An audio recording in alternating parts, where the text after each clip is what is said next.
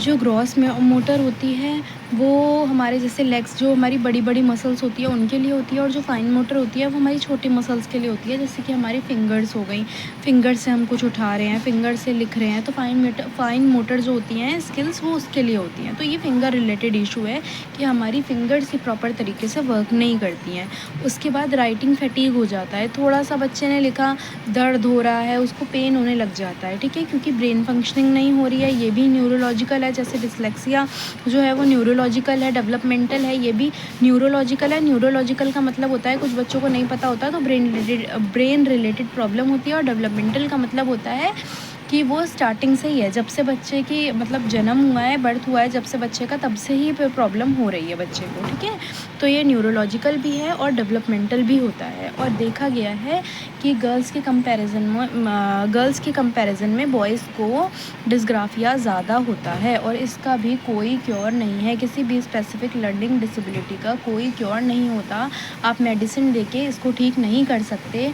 आप proper training देके, interventions करके, प्रॉम्प्ट्स देके बच्चे की जो डिग्री है, जैसे डिस्ग्राफिया की कोई किसी को ज़्यादा होता है, किसी को कम होता है, तो आप उस डिग्री को कम कर सकते हैं, ज़्यादा कर सकते हैं। अगर आप कुछ नहीं कर रहे, कोई इंटरवेंशन नहीं कर रहे, तो वो बढ़ता जाएगा टाइम टू टाइम।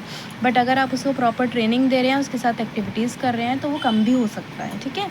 उसके बाद जो डिस्ग्राफिया होता है उसके साथ हमें अदर डिसेबिलिटी भी देखने को मिल जाती है। जैसे डिस्ग्राफिया के साथ हमें डिसलेक्सिया देखने को मिल जाता है, ADHD देखने को मिल जाता है, तो हम उसको मल्टीपल डिसेबिलिटी बोल देते हैं। अब अग्राफिया क्या होता है? अग्राफिया जैसे हो गया कि जैसे डिस्ग्राफिया जो होता है वो आपको बचपन से ही है, जब से आप पैदा हुए हैं तब से है। अब अग्राफिया क्या हो गया? आपको पहले हैंड राइटिंग में प्रॉब्लम नहीं होती थी, आपको कोई इंजरी हो गई जिसमें आपके ब्रेन का कोई पार्ट डैमेज हो गया, कुछ भी हो गया, एक्सीडेंट हो गया, ब्रेन फीवर हो गया, कुछ हो गया, जिसकी वजह से ब्रेन का वो हिस्सा काम नहीं कर पा रहा जो आपकी फाइन मोटर स्किल्स को कंट्रोल करे, जिसकी वजह से आपको हैंड राइटिंग में इश्यूज़ हो जाएंगे और आपको डिस्ग्राफिया हो जाएगा, ठीक है। डिस्ग्राफिया जो है टाइम के साथ बढ़ता है। अगर आप प्रॉपर इंटरवेंशन देंगे तो उसको कंट्रोल में लाया जा सकता है, लेकिन पूरी तरीके से ख़त्म नहीं किया जा सकता। उसके बाद डिस्ग्राफिया जो होता है उसके कुछ टाइप्स होते हैं, जैसे कि मोटर डिस्ग्राफिया। ये एक पेन रिलेटेड इशू होता है कि जैसे ही आप थोड़ा सा लिख रहे हैं आपको बहुत ज़्यादा पेन होने लग जाएगा फिंगर्स में, ठीक है। रीज़न है इसका ब्रेन ही रीज़न है, ब्रेन में प्रॉब्लम होने की वजह से वो हैंड पर कंट्रोल ही नहीं बना पा रहा है, यही इसका एक रीज़न है। Finger and movement of muscle not controlled by brain, तो ये प्रॉब्लम हो जाती है कि ब्रेन आपकी फिंगर्स वगैरह को कंट्रोल नहीं कर पा रहा। सेकेंड है डिसलेक्सिक डिस्ग्राफिया, कि इसमें क्या हो जाता है, आपने बच्चे को एक कॉपी में कुछ लिख के दे दिया, वो उतार लेगा लेकिन वो उसको समझ नहीं पाएगा। एक नॉर्मल बच्चा लिख भी लेता है और उसको धीरे धीरे समझता भी जाता है, लेकिन या तो ये सोच ही लेंगे या तो ये लिख ही लेंगे, ये दोनों काम एक साथ नहीं कर सकते, ठीक है। तो ये हो जाता है डिसलेक्सिक डिस्ग्राफिया, जिसमें आप तो दोनों काम एक साथ नहीं कर सकते। आप या तो कॉपी कर लेंगे अच्छे से, या तो सिर्फ आप उसको पढ़ पाएंगे, समझ पाएंगे, आप उसको कॉपी एक साथ नहीं कर सकते। उसके बाद आता है हमारा स्पेशल डिस्ग्राफिया। इसमें क्या होता है, the in sentence writing not face any such difficulty.